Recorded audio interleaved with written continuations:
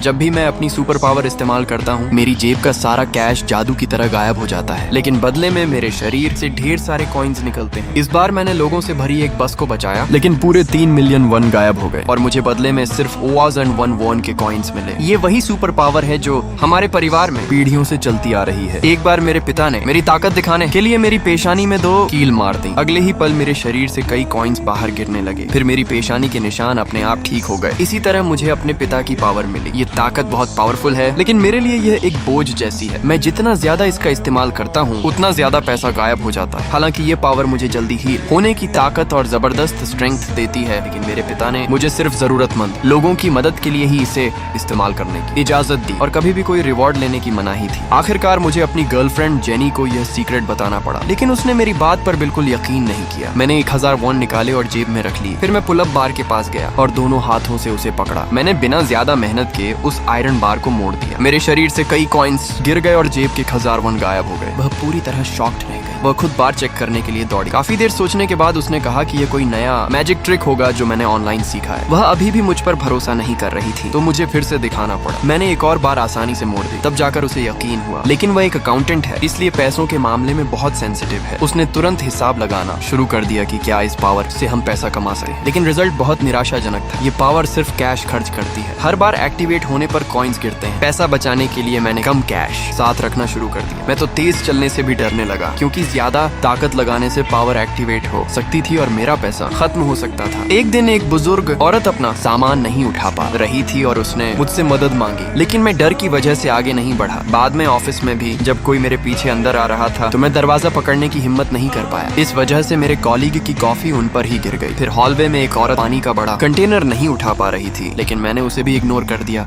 और चुपचाप आगे बढ़